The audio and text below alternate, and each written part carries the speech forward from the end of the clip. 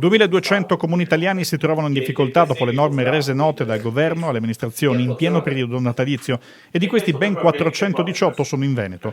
Una situazione condivisa che ha convinto una immediata reazione l'ANCI Veneto, i cui sindaci sono stati invitati a firmare un documento da presentare a Roma. I primi cittadini chiedono al governo in sostanza di rivedere i parametri sul fondo di solidarietà per i comuni, che già in passato furono al centro di contenzioso.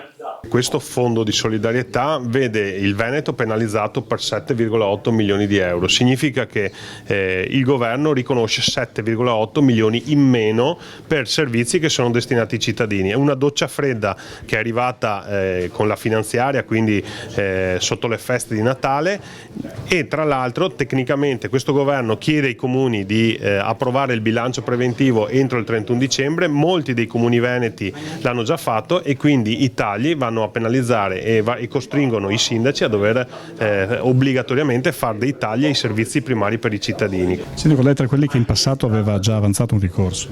Sì, io ho avanzato ricorso, tra l'altro l'abbiamo anche vinto, adesso ne abbiamo fatto anche un altro. Il mio comune per esempio dovrebbe vedere risorse restituite solo per la parte IMU dell'anno 2017 e 18 quasi di 100.000 euro, quindi non sono poche cose. Con 100.000 euro fai tanto, cioè vai a ridurre le tariffe per determinati servizi a domanda individuale, vai a fare azioni sulle politiche sociali piuttosto che sulla scuola.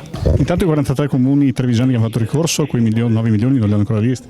Non li hanno ancora visti e anche qui come ANCI noi ci faremo portavoce perché visto che si è espresso addirittura un giudice che ha accolto il ricorso di questi comuni, venga riconosciuti questi 9 milioni che, ci tengo a sottolineare, sono già dei comuni. L'azione dell'ANCI coinvolge sindaci di tutti i partiti in modo totalmente trasversale. Quello che manca sono le risorse della perequazione dello Stato, perché questo meccanismo era stato pensato ancora nel 2009, erano i meccanismi del federalismo fiscale, però poi ci sono stati periodi dei tagli, quindi del governo Monti, i governi tecnici, e non sono state più messe le risorse della perequazione verticale.